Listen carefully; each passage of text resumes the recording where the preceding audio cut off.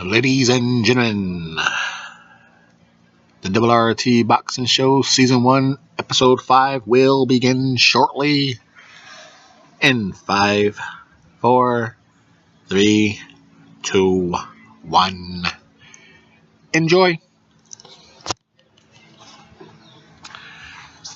Hit that thumbs up button, folks. You are tuned in to the RRT Boxing Show. I am your host, Mr.A. Ready, talk boxing. That's where we're at.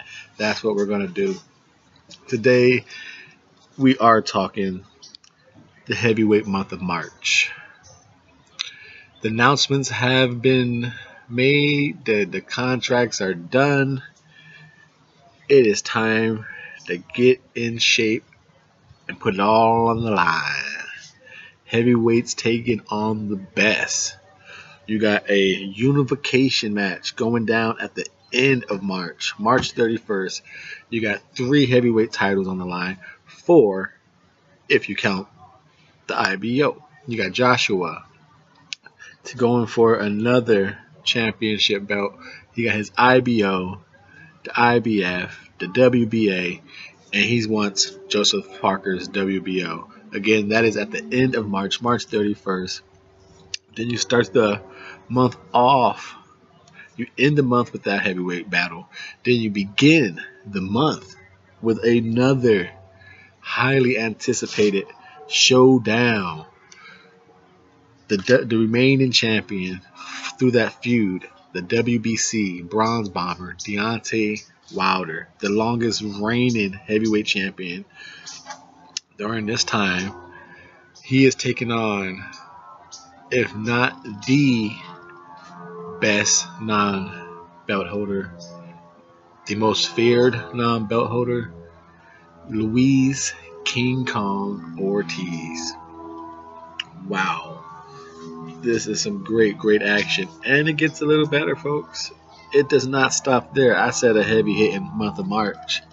In between fight, there is a March 24th. Lucas Big Daddy Browne and Dylan, give me your body snatcher, Dylan Whyte. Now, that is taking place on March 24th. Keeping their name active, keeping on track with the champions, staying within their fighting regimen. So just in case they need opponents, I'm ready. That's how you do it. Stay on track with the champions. So when time is needed to fill an opponent, there it is. And you're only as good as your last outing. Stay in the memory of the fans. You fight when the champions fight. You're always in the conversation of the champions. So that being said, we're going to go over a little of the resumes. You know, everyone says this about so-and-so's resume. Who has this person fought? This person is a bum. This person fought bums. That person fought bums. You know, for right now, I just want to name it right now. This fighter right here, since 2015, has fought an ex-champion and a champion. Who am I talking about? Who am I talking about? He's fought a champion and an ex-champion. Is it Anthony Joshua? No, it's Deontay Wilder. But it is Anthony Joshua too. They both fought a champion and an ex-champion. So on paper, they got that in common. And then they have another opponent in common. So if you want to say Deontay Wilder since 2000, you could say Deontay Wilder has fought bombs. You know, that's the word about him. Deontay Wilder has fought bombs his whole career. Blah blah blah. He's got so many fights. Who has he fought? Who gives a rat's ass who he's fought? Who has he fought since he won the belt? That's what you can make an argument about. You know, since 2015, he won the belt. He fought someone to get the belt, and then he fought a champion. Anthony Joshua, since 2015, he fought a champion, and then he fought an ex-champion. Same thing. You want to argue who's better and better, blah, blah, blah. Klitschko versus Stavern. Obviously, we know who wins that one. It's Klitschko. It's better than Stavern, but on paper, without hearing nothing, same stats. Champion, champion, ex-champion, ex-champion. They each got that on their resume. They each share Eric Molina. Deontay got a little wobble by him, but he knocked his ass out. Eric Molina on Joshua's side he got drummed out, hanging on the ropes, but same similarity. Then you get a Brazil. Take away the Klitschko and the other champion Martin. You're left with a Takum, a Brazil, and a Dylan Whyte for AJ. And then you look on Deontay Wilder's side. Take away Browne. You're left with a Washington, a Areola, a Spilka, a Duapois. And people say, oh, Duapois gave Deontay Wilder a hard fight. And who the hell is Duapois? Well, at the same time, you can say, who the hell is Dylan Whyte? The only reason we know Dylan Whyte is because they have a similar history in the amateur. And he happened to be on footage of beating Anthony Joshua. And Dylan Whyte he talks better on the microphone. He can talk some shit. So basically, who's Dylan Whyte? Who's Duapois? Well, if you want to play that game, Dylan Whyte just fought Robert Helenius and couldn't do nothing with him. Duapois knocked his ass out. So, Duapois knocked out a guy Dylan Whyte couldn't. So, do you still want to play that game? Who is who? Then you got Brazil. Basically, Brazil's a hard-hitting guy. He's a nutrition guy. If you last, you're gonna knock him out. He's for all the things you could discredit and say about Bam Bam Rios, a punching bag. Brazil is no different. He's just a heavyweight punching bag. He hits hard as hell. Don't stand in front of him. Brandon Rios, don't stand in front of him. And then you have Gerald Washington. Is Washington that much worse than Brazil? Is Brazil that much worse than Washington? So far, like I said, you could take away Klitschko or even add Klitschko, whatever. That's really all that stands out between AJ and Deontay Wilder. You look at it as down the middle. What is different? You have, like I said, you got Brazil, Molina. You got Takum. Is Takum that much better than Spilka? They each had like the same type of fight. Spilka, Takum, Spilka. They got knocked out. They got stopped. Now the only difference is, while people say AJ has a better resume, I really don't think so. No, he got the championship belts quicker. Now you could say why and how that is. Obviously, it comes to a lot of promotion issues. A bigger, better backing. People say, oh, Deontay Wilder isn't promoted right. Well, it's on how you look at that. Obviously, AJ's promoted great, but he had a nice backing to walk into the room with a demand saying, promote me. People interested in him. An Olympian, a gold medal Olympian at that. He had a nice amateur background. You got Deontay Wilder starting late. Started late, somehow won a bronze, even though he starts late. So he's learning on the job. And he fought so many people until 2015, getting knockouts. So obviously, he's learning on the job. As you can say what you want to say, he's learning. And then once he wins the championship belt, that's when they start promoting him. Was it rock hard promotion? No, but look where he's at now. He's talking smack. His fights are getting higher and higher ratings. He's not in high demand by Joshua Parker to fight. You could use the money situation, whatever. But yet, both those fighters say it's all about being one champion. But why make this guy wait last? If he's not a threat, you figure Parker would go get Wilder's belt and then fight Joshua and be like, hey, we each got 2 belts. I want more money. If it was that easy. But so obviously he has something to bring and he's not an easy defeat. And now the promotion side is there. They're promoting. Why promote so much money into something that's not ready? It's no secret. Deontay Wilder wasn't ready. He was rough. He was rough around the edges. And while Anthony Joshua had a more developing, a younger career, and it shows. Anthony Joshua is by far the more stylistic, ideal, smoother fighter. Throw cleaner, crisper combinations, but doesn't mean he could just easily beat Deontay Wilder. Sometimes the better boxer doesn't always win. The perfect example is Amir Khan. You name one person who's probably at welterweight who truly is a better boxer than Amir Khan. Take away his, he has a glass chin. Take that away. Who at 147 is a better boxer than Amir Khan? But Amir Khan loses. So and then, like I said, Joshua being the better boxer doesn't mean it's an automatic victory for him over Wilder. So that is my take. Just comparing them. And you can say, oh,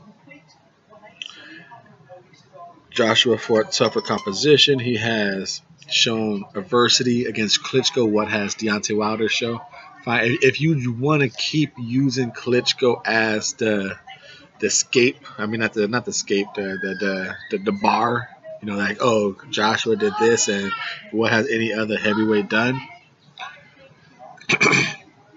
My opinion on that Klitschko and Joshua fight was it was an entertaining fight, but I didn't see nothing super almighty fantastic by Joshua. He went toe to toe, but he got knocked down by Klitschko. But what did he do so different? He in the late rounds he came back, but he got up. He got up from a knockdown. Many Klitschko opponents have gotten up.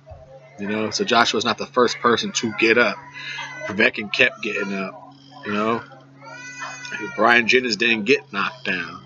So he didn't do something fantastic. He lasted, and Klitschko, a 41-year-old man, got tired in the 11th round against a 28-year-old. Oh, shocking.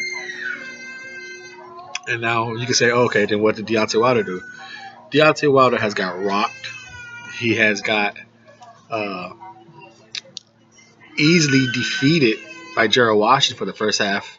If the fight went 5 rounds, you could say Gerald Washington was winning like 4.5, 3.5 rounds of that 5-round fight. Like I said, even though if you label the name recognition, yeah, Klitschko's name holds more weight. But the adversity, Anthony Joshua has got rocked by Dylan Whyte. And everyone's like, oh, he got rocked, but he came through. Look at that recovery. What about when Deontay Wilder got rocked by Eric Molina? Recovery, came through. That was adversity. You got Duopois was jabbing the hell out of Deontay Wilder. So he had to find a way to get around that jab. He showed adversity because he was losing that fight at points. He showed adversity. Then he showed adaptation and how to get around that jab, start taking angles, throwing uppercuts, and then that adaptation, that correction that him and his corner made ended the fight. So he showed adaptation and adversity in 2 fights. Then you got Gerald Washington coming off an injury, first fight back. He was getting out jabbed left and right. Again, losing a fight.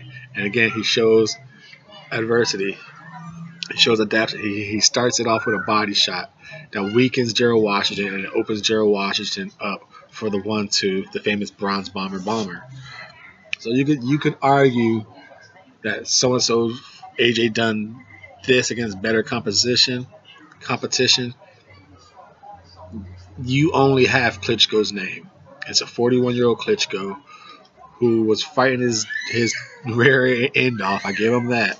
He was fighting, but he came in his lightest ever, 41 years old, and he dropped Joshua, and Joshua got up just like many other of his opponents have. So it was good to see, like I said, so he didn't do nothing different to any other Klitschko opponent besides, Klitschko has been knocked out before, so he really didn't do anything different than any other opponent of Klitschko's done. What he did different was he showed a new form of adversity for himself and for his fans, which Deontay Wilder has been doing plenty of times. You can say like, oh, he shouldn't have been in that adversity to begin with.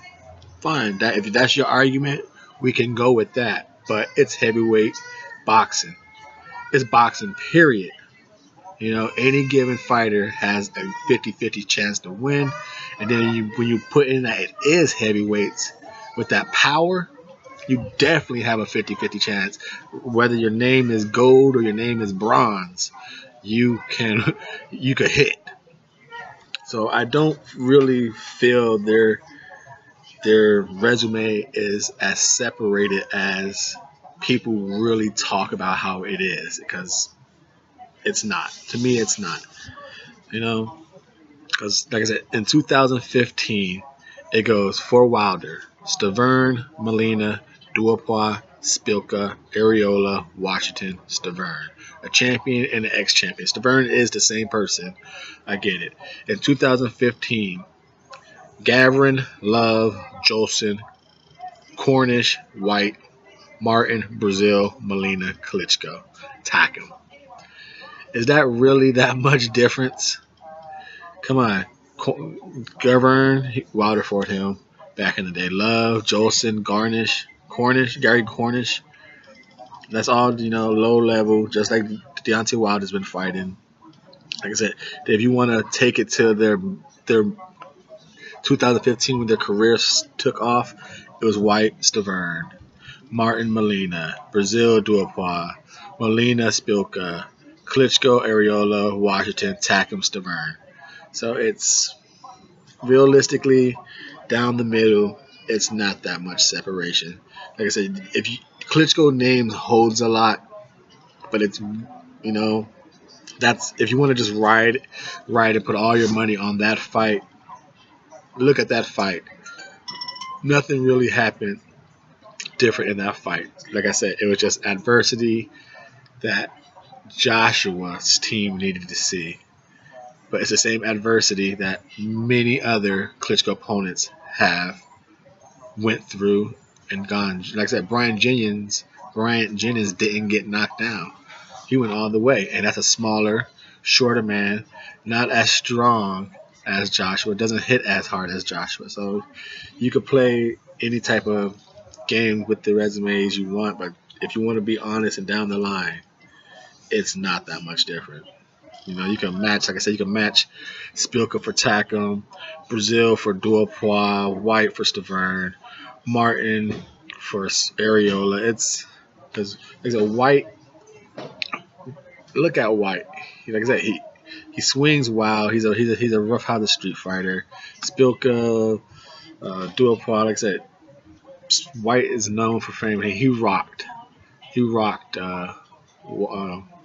Joshua. But look at his fights after that. He didn't look good against Robert Helenius. Duopois knocked him out. He didn't look good against who was the older? I can't remember that, but he fought some older guy in the States. He made his United States debut. It was in front of less than like 50 people, open undercard. Forgot what that fight that was. And then he fought. You could say, oh, what about Dylan Whyte versus Chisora? He looked great in that fight. Those two guys look just like Orlando Salido and Francisco Vargas. no defense, no one moving, standing in front of each other, you're gonna get hit. So if that's saying, hey, those guys were looking great that night, then they're Hall of Famers. Now moving on to the other side of that coin, you got Ortiz and Parker. And like I said, I'm going to 2015 on all four of these guys. Because that's when their careers really took off. AJ got the belt, Wilder got the belt. And then in 2015, Parker had a lot of fights. He had a lot of like local fights. So he was fighting a lot of domestic fights, names that, like I said, and like his fights, he had like 4 fights in 2015. 1, 2, 3, 4, 5 fights in 2015. Padaway, Sagama, Tuapua, Maliha, but he ended off with Martz, the guy Ortiz just knocked out. So Parker fights Ortiz. Parker defeats Martz. Ortiz defeats Martz. Their opponents both have a common opponent. Takam. So it went Martz, Jason Bergman, Takam, Humano, Alex Demetro, who was a somebody heavyweight, but he got old. Then Joseph Parker competition steps up in 2016. Takes on Ruiz, Cojano, and Fury. Now, ever since Parker stepped up his competition in 2016 against Alex Ruiz, he has not got a knockout. He has won 12 rounds, 3 fights in a row. And 2 of those fights, there's arguments out there that he's lost. In 2 of the last 3 fights, there's arguments that Joseph Parker has lost, and there's a consistent argument in all 3 fights that Joseph Parker did not look good. Now, he fought Andy Ruiz, and Andy Ruiz took some good shots. Joseph Parker's power, obviously, wasn't as well people thought it was. He got walked down by Alex Ruiz, whether by design or not. But Alex Ruiz was able to walk Joseph Parker down, jab him at will. He didn't let his hands go enough. Who knows what could have happened at that fight? And then he fights in his first title defense. He fights Rojan Cojano, his a late step in. I get it. It was a late minute replacement for Hughie Fury, who he ends up fighting eventually, but he fights Cojano, his first title defense. Less than stellar performance. He had an opponent in Cojano who he already was very familiar with. Cojano was standing right in front of him, wasn't moving like.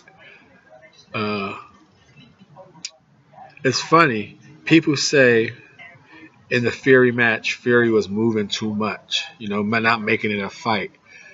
Go watch the Andy Ruiz and Joseph Parker fight.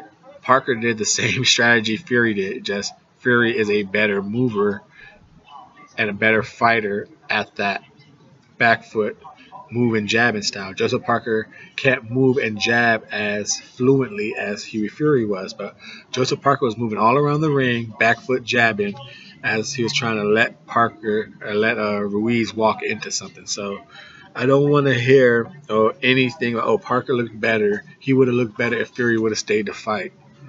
Well, why didn't Parker stay to fight Ruiz? He couldn't handle him. Couldn't handle that power.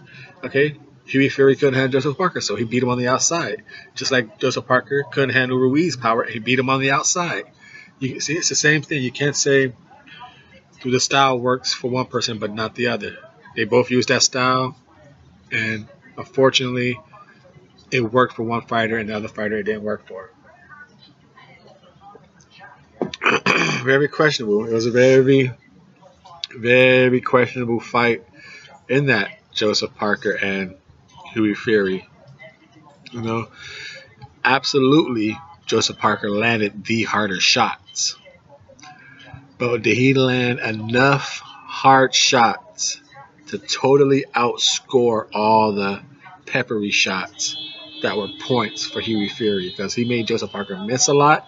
You got to give points for the defense. You got to give points for the ring control, not just shots, not just landing punches. Where you got to add the other categories into judging the fight. Huey Fury dominated that ring control, the defense, the pace, the tempo of the fight. So it's if you just want to go for punch, hard punches, okay, yeah, Joseph Parker landed harder punches, but Huey Fury landed a lot of points. So in 2016, Ruiz, Kojana, and Fury, like I said, Ruiz and Fury, there's arguments out there that's saying there's arguments, conversations, boxing debates that Parker should have lost 2 of his last 3 fights and he shouldn't even be champion. And then, but there's, like I said, those are arguments, but I believe it's across the board conversation that everyone can agree Parker has not looked like the champion that the young hot contender was talked about. Once he became champion and fought better competition, the Joseph Parker that we saw has not been there. He's still a little fast on his feet. He fights, he throws good combinations. He's shown he has stamina. Like I said, his last 3 fights have gone 12 rounds. So he has shown that. And then you go and you look at Luis Ortiz, who is 38 years old in 2015. Since everyone else has been fighting this elite competition and not fighting bums, so-called bums, because only Deontay Wilder has been fighting bums. Everyone else has been either right at the bar or below the bar. So let's take a look. Like I said, we went over Joshua's 2015 to present. We went over Parker's 2015 to present, and definitely Parker's resume does not stand out compared to Wilder's part. Like I said, 2015, Padaway, Salaman, Tuapua, Miha, Mart, Berman, Takam, Humano, Demetrenko, Ruiz Jr., Kojano, and Fury. Does those names in 2015 to present sound better than Stavern, Molina, Duopois, Spilka, Areola, Washington, Stavern? No, it doesn't. So it does not. Parker has not got the better resume, in my opinion. It's not a better resume than Anthony Joshua's. And then let's go to the ferocious beast King Kong. Like I said, we know what his skills are. We know his power. We see him fight. He's quick on his feet. Up and down body jab. He'll paint the body. He's good at tricking you, making you drop your hands, and bow, he'll deliver that strong left hand. So we know he has the left hand knockout power, or at least we thought he had that knockout power. Now, his last fight, he knocked out Martz, but so did Joseph Parker. Who would not have knocked out Martz in an elite heavyweight? If Ortiz did not knock out Martz, and let's be honest, Martz was brung in to get knocked out because that's what he is. He's a big guy, the mountain, who's made out of shaved ice. You can just push him down.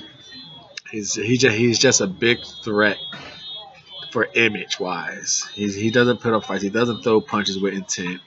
So he knocked him out in December of 2017. But let's go from the beginning. 2015. Let's look at this resume. Like I said, everyone else is fighting good resume, but the WBC champion Deontay Wilder has bombs. Exactly. This is not a pro Deontay Wilder video. This is just calling it down the middle. Everyone needs to be looked at the same. These heavyweights are they're the same. Take away who fights the prettiest, who fights the more traditional boxing style. Just go resume for resume and be honest with yourselves when you have a boxing conversation. Because right here on Double RT Boxing, the Ready, talk that boxing with Mr.A. No bias here. We're going to Moses, baby, down the middle. 2015, Luis King Kong Ortiz. Smash that thumbs up like button. 2015, June 20th, Brian Poley. Then he fights Vidando, Matisse Vidando in 10-17-15. Goes on to December 19th, fights Brian Jennings. All right, you got a name right there, Brian Jennings. Then he defeats Brian Jennings in a very dramatic fashion. Everyone said, "This is the beast." That was the curtain call for Luis Ortiz right there. So once that performance was done, he had the rumbles of a heavyweight. You know, beating Paulie, beating Vendando, and people before that. Who is this Cuban, the King Kong? You know, the hype was built. He was already there. Can't take it away. And then Brian Jennings, and he destroyed Brian Jennings very bad. Moved around the ring. You know, just a quick, just want to say,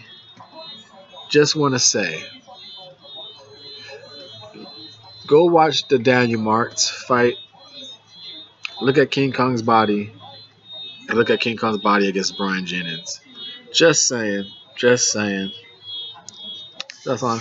Just look at everything. His head, his body. Just look at it, and you tell me, is it working out or blood pressure? Just saying. Now, after Brian Jennings, he fights Tony Thompson, takes him to the 6th round, and knocks out a guy who was ready to quit. After that, he fights Malik Scott. Oh, Malik Scott ran all around the ring. He laid down for Deontay Wilder. Whatever. Luis Ortiz cannot catch him. Cannot land the shot. That was an eye opener. Like, what the hell was happening here? You had 6 rounds with Tony Thompson, a flat-footed guy right in front of you to hit. Then you go 12 rounds with Malik Scott. You have a hard time with David Allen. And the Dwight Reiner was sitting there right there. Wasn't moving, landing shot. Was he taking some heavy artillery? Yeah, he was, but he didn't get dropped. He took those shots. Let's just double check, because I have forgotten how long that fight went with David Allen and Luis Ortiz. Now we can say though, Luis Ortiz has not, because he went from Tony Thompson, Malik Scott, David Allen, and Marks. You could say he has, performance-wise, been down. He's been going down since the Brian Jennings. He only had one peak moment. Paulie Vendando, Brian Jennings, okay, Tony Thompson, Malik Scott, David Allen, Marks. Went all downhill. Yes, he knocked Marks clean, the smooth jiffy out, but look at how he did it. He was a little bit. He should have done it a lot sooner. If you really think about it, I'm looking up where we at here. Luis Ortiz. Let's see how many rounds did him and David Allen. He TKO'd David Allen in the 7th of 8 rounds. Now, all the rounds and punches that he was taking, you would think any other AJ, if AJ would have had David Allen standing in front of him the way Luis Ortiz would have him, AJ would have finished him. Put David Allen standing like he was in front of Luis Ortiz, in front of Wilder, bomb squad. The two champions, would have finished David Allen. Now Joseph Parker, sloppy Joseph Parker. You gotta notice. Have you noticed? Is it Ortiz has that left hand, but he can't catch people, and it wasn't knocking out people. It wasn't knocking people out. It took a while. It took a while to get Tony Thompson, David Allen, Marks, and then you go against Joseph Parker. when he starts fighting against better competition, his punches, you realize, aren't as crisp. He swings wide when he is bringing his onslaught, but it's a lot. He doesn't turn his punches. You start noticing that power ain't quite what it is. So that being said, it's gonna be real tough. It's gonna be real tough for uh, Parker to prove himself. But going back to Ortiz, you saw his 2015 to the rest of the three people fighting in the March. Once again, we're going to do a quick recap of everyone's 2015 to present. We're going to go with the most popular, the most decorated heavyweight, Anthony Joshua. We'll put him, because since he is held as the toughest resume. Now I get it. He only has 20. Only has 20 fights. I get that. Take that out of the equation. You have these people within 20 fights. Who cares? This is your resume in 2015 compared to other 15. I don't care when you fight them, how many times you have, and you fight these people. It doesn't matter. Not in my eyes. You're a professional. You fight them and you fight them. That's it. You get in the ring. If you have the skills, you have the skills. You defend yourself. If you're a champion, you get in the ring, you defend your belt. It's no time, no excuses like, oh, I don't got this, I don't got that. You fight. Deontay Wilder fought who he fought. He got criticized for people who he fought. AJ is getting praised for the people he fought. So Parker is getting praised saying he has a better opposition. Ortiz is getting credited as a monster. Now, let's credit them for their ability and how they're fighting and not who they're fighting. Now, if you want to be fair, because everyone else is getting credited on how they're fighting. Ortiz, he ain't fighting the greatest competition. Not at all. And he's getting credited as the boogeyman, the hard-hitting, the crazy guy, the most feared, He was getting all that hyped out, and his competition was horrible. Take away Brian Jennings. But everyone gave him that credit because of how he looked against that competition. So Wilder has got himself a real good hands full because Luis Ortiz looks the part. Anthony Joshua, 2015 on present. Gavin, Love, Jolson, Cornish, Whyte. He fights a champion in Martin, fights Brazil, fights Molina, fights an ex-champion in Klitschko, and a last-minute placement in Takum for Pulov. You could say, oh, it was a last-minute replacement. Don't play that game because we could go to the Wilder and he has last-minute replacements. If you want to throw Povetkin in this list, that would have been a nice one. That would have been a really good name. So imagine Stavern, Molina, Duapois, Svilka, Povetkin, Washington, Stavern. That would have been a nice resume. So you can't play the what-if game. So that's both those guys 2015 again. Parker's 2015.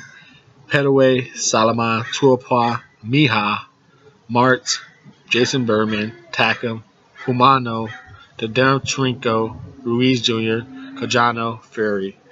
Yeah, those names are jumping off this list. And then you got the feared King Kong. Paulie, this is 2015 to present. Paulie, Matisse Vidando, Brian Jennings, Tony Thompson, Malik Scott, David Allen, Daniel Martz. So down the middle, Parker and Ortiz resume is no better than Deontay's Wilder. Because like I said, this breakdown is to all show that these guys have been fighting very similar competition. Just across the board, if not worse, Parker and Ortiz resume is not that good. If you want to play the resume game, like I said, if you want to judge them on the resume, their resumes are pretty low. Now, if you want to judge them on how they look against that competition, again, totally different. And that's why Ortiz is his status where he's at. That's why he's a threat. Parker got a belt A belt is question that he should have won. And has not looked good since winning that belt. His punches have, his power has diminished. He's gone 12 rounds, no knockouts. Uh, questionable. He's 2-3 in questionable fights that he should have lost 2 or 3 fights. The fight that he did win, very underappreciated. Not underappreciated. Just he was not. He was not. He didn't sell anyone. He did not sell anyone on that he was a champion. You know, there's a sparring partner right in front of him, and he couldn't hurt him. He hit him numerous shots. He didn't turn up his punches. Now you got AJ and Wilder. Very similar records. Very similar competition, folks. That's all we're talking about. Very similar competition. And then, like I said, if you use Klitschko, fine. It was a shell of a Klitschko, and Joshua didn't do nothing that other Klitschko performers did. Then you use Whyte. Whyte rocked him. He recovered. Duopois rocked Wilder. They both recovered when they got rocked. And if you want to say, oh, like I said, Deontay Wilder recovered more when he got rocked. Then the only one to rock, Anthony Joshua was Dillian Whyte. Now, speaking of Dillian Whyte, we are going to cover his fight right now and break it down. We're going to do a breakdown and prediction for the March 24th fight between Dylan the Body Snatcher versus Lucas Big Daddy Browne. So please give a thumbs up, share this video, support the show, folks. I am Mr. A. This is Ready Talk Boxing, the Double RT Boxing Show, Heavyweight Edition, Season 1, Episode 5. Sorry, foreseeing the future, right? Season 5. You will make that happen, and I thank you for that. So, Dillian Whyte. Like I said, this fight, these fighters should be in shape because they were both emergency fill-ins possibility. We all heard the talks. It wasn't rumors; they were actual talks. Lucas Big Daddy Browne was like, "Hey, stay in shape, stay in the gym, because if Joseph Parker doesn't go down, you're going to be a fight for Anthony Joshua. You're a possibility. If you can't get a fight, and then same with Dillian Whyte. Dillian Whyte, you might get a shot at Deontay Wilder. Stay ready. You guys are at Dillian Whyte. You might even get a rematch with Anthony Joshua. Just stay ready." So these guys were told to stay ready, stay in fighting condition, stay in the gym. And since they were both told that by Eddie Hearn, here they are getting rewarded for missing possible family vacation time. You told me to stay in shape because I had a fight coming. It didn't happen, but hey, thank you for still giving me the opportunity to make money, and that's why Eddie Hearn is a good promoter. He puts you on notice when you might be in an emergency. Hey, I don't need you no more, but thank you for having my back. I get you guys a fight. You guys are emergencies. You guys fight each other. You guys get paid, and you stay relevant. So that's cool that Eddie Hearn is doing that for the two fighters. Put them on standby notice. He doesn't need them anymore. And he allows them to get paid by the two standbys fighting each other. Awesome job, Eddie. Awesome effing job. That's how you get boxers respect. Put money in their pockets, help their families out. Good job. Now this fight itself, which is weird, again. Go look at Big Daddy's last fight, and then you look at his body in the championship fight where he beat Fedor, what's his name, Chadarev, whatever, the Russian guy. When he beat him, look at the bodies, and then Lucas Browne was cleared of his PED use. He was cleared of that, remember, folks. And now he never got his belt back. So that's what kind of sucks. He beat the champion, got accused of failing a drug test, got stripped, got cleared of the drug test, but never got his belt back. That belt is now with Manuel Char. Not cool, but it's the way the world works. So now he has to go. Lucas Browne should have been in this title shot with Joshua, considering like that he is. He's an undefeated guy, but got his belt stripped, but got cleared of the strippage, but never got his belt back. So Lucas Browne, his last fight. I mean, who did he fight for the belt? Ruslan Chagayev.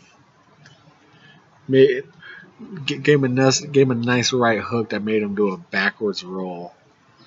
So he has the power. Lucas Browne is 25-0 with 22 knockouts, an 88 knockout ratio. Man, Big Daddy. He's coming in at 117 rounds of experience against 104 rounds of Dillian Whyte. Dillian Whyte's 22-1, 16 KOs. His one loss is that one KO by Anthony Joshua. 70% ratio, the body snatcher. Now the kicker is the age, the 29 age versus 38 of Big Daddy.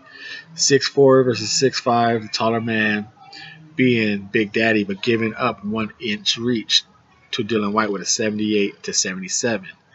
So it's fairly even matchup on paper with the attributes and their height and reach, the rounds. Big Daddy got 13 more rounds of experience in him. So very similar now. How this fight gonna go? So the age and the stamina is gonna be a very big factor in this fight for me. Defensively and leg wise is how this fight to me plays out. Offensively, I think both these guys got the power, 70% and 88%. They have the power to each knock each other out at any given moment.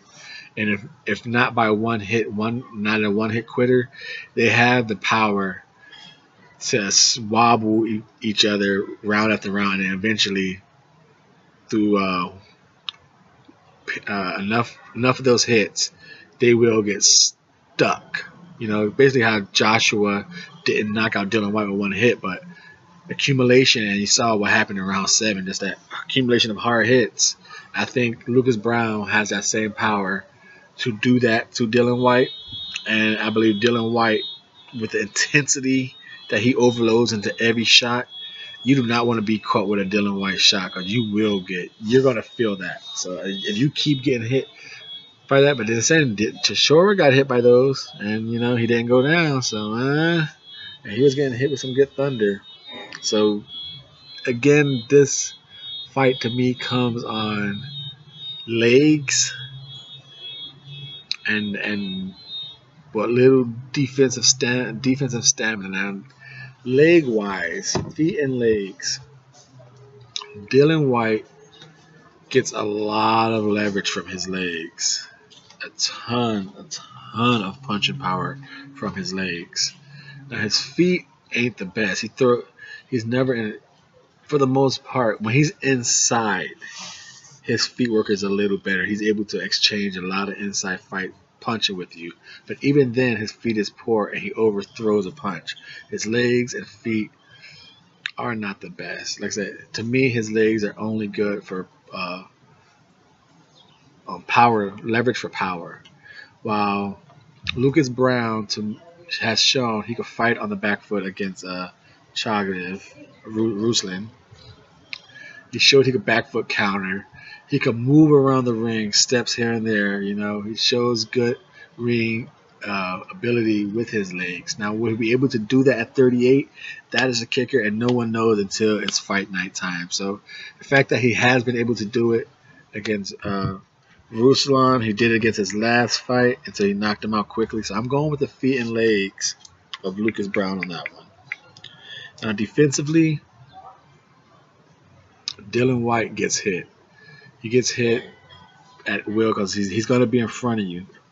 Now, he's going to be in front of you. You can hit him, but at the same time, he's going to throw all types of firepower at you. He's not the greatest counter puncher. If anything, he's an offensive counter. He's going to punch you out of rhythm or he's just gonna test your will and just take one to give one. And we've seen that, and that's what made that Chisora fight so good. So defensively, he's not a wizard or even a wizard in training. He's, like I said, he's no better or no worse than Orlando Salido. And actually, I could even say Orlando Salido has better defense than Dylan Whyte. At least Orlando Salido, he knows how to like roll the punches, take all that steam off those inside wars, while Dylan Whyte just takes the punch and fires back. While Lucas Browne has, like I said, he has the legs. He's a little better at slipping and slipping punches, turning punches, catching them. I believed in Dylan Whyte. So I'm leaning with Lucas Browne on that one. Now, offensively, jab for jab, I believe Lucas Browne has the hardest jab, but Dylan Whyte has the snappier, quicker jab. And with that 1-inch reach, that's going to mean a lot, because the jab might just win this fight. Hand speed is going to go to Dylan Whyte. Punch variation, you ain't going to get no more than a 1-2 than a body hook from these guys. Dylan Whyte might throw that fourth punch, the uppercut out there. So if you want to count that, because Lucas Browne is just a 1-2 with a body hook. He ain't gonna throw much more than that. Dylan Whyte will add uppercuts. So if you want to say that, Lucas Browne throws uppercut, but not as consistent as Dylan Whyte, who doesn't throw it that much, but he throws it more than Lucas Browne. So the combination or the variation of punches, I go with Dylan Whyte. He throws more, throws them faster, he throws them all hard. While Lucas Browne, to me, gets the edge up and punch variation and speed variation. The speed variation. Lucas Browne does a little more setup with traps with his punches, kind of make you duck where he wants you to be, or throw some setups to hit you with a hard hook in a third combination. So across the board, I'm leaning with Lucas Browne. He's a little more accurate with his punches. He doesn't throw himself off balance. Now the fact that I win across the board is not an easy, because like I said, Dylan Whyte throws with knockout intentions on every punch. Don't be in front of Dylan Whyte. Now, to me, how can Dylan Whyte win this fight? Pressure. Work the body of the old 38-year-old. See what type of shape Lucas Browne is in, and just put pressure on. Put him against the ropes and just work him. See if you can outwork the old man, because you throw it mean intentions. Jab yourself in, work his body, and just let combos go. Let him go. See if the old man can move and fight at the age of 38. How long? What kind of stamina he has? Work that body, the body snatcher. Do that 1-2 left hook to the body. Put him against the rope and just go. Now, how can Lucas Browne win this fight?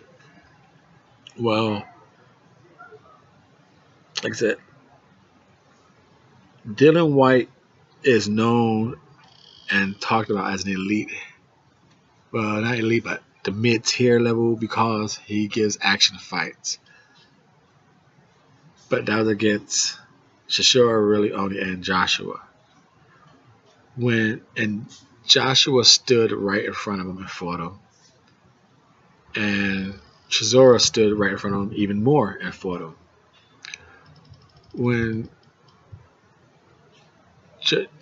When someone's on the move like Helenius, Dylan Whyte is wild. He missed. They call windmill Wilder. Go watch some Whyte fights and see who's doing some windmills. How many times Dylan Whyte be throwing himself into circles, throwing himself off balance, missing with the wind, whistling Wixley. Dylan Whyte be missing crazy wild. So if you want to criticize people, let's criticize everyone down the line. Dylan Whyte can knock anyone smooth the F out.